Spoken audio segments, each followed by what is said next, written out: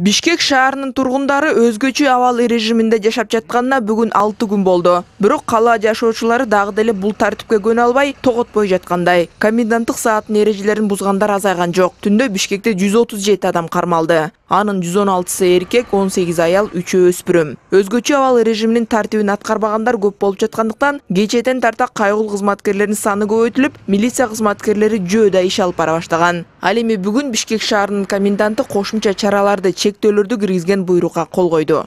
Мною был подписан приказ. Мен кол койгон буйрукка ылайык Бишкек шаарында өзгөчө абал режим учурунда өтө жүйөлүү себеп болбосо жеке автоунаа менен борбор калаанын ичинде жүрүүгө тыюу салынат. Ишмердүүлүк жүргүзүү үчүн коменданттын уруксаатын алган ишканалардын кызматкерлери жашаган жеринен жумушуна чейин баргандан тышкары шаар ичинде жүрүүгө тыюу салынат. Ошондой эле бул жарандардын иштеген жеринен анын жумуш үстүндө экенин тастыктаган документи болушу шарт.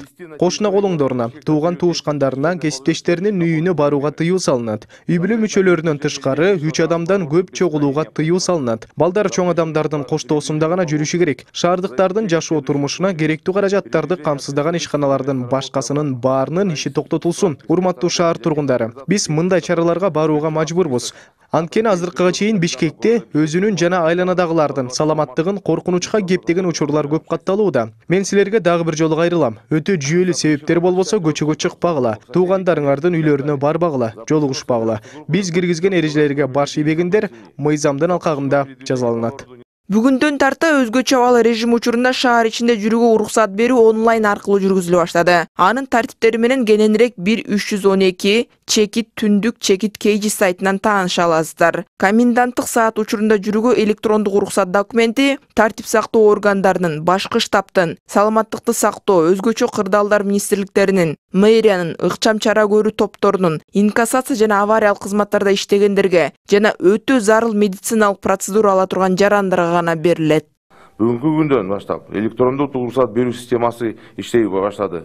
Электрондук арыз менен кайрылуу үчүн 1312 түндүк .kg сайтына кирип кайрылсаңар болот. Арыздын кароо менен 24 саат.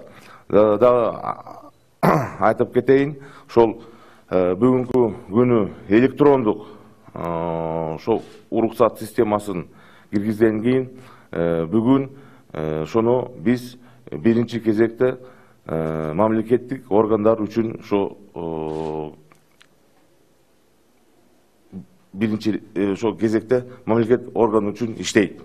Бишкекте коомдук тартипти көзөмөлдөөнү күчөтүүнүн алкагында кошумча посттор коюлууда. Алсак 1-Май районунда 55, Свердлов районунда 80, Ленин районунда 81, Октябрь районунда 120 посттор уюштурулду. Бүгүндөн тарта автоунаа башкарып бараткандар гана эмес, жөө кишилердин дагы көчөдө жүрүү себептери такталып, документтери текшерилет. Андыктан тартип сакчыларга кошумча түйшүк жаратпай, өтө зарыл жумушуңуз болбосо, үйдө эле отурганыңыз оң.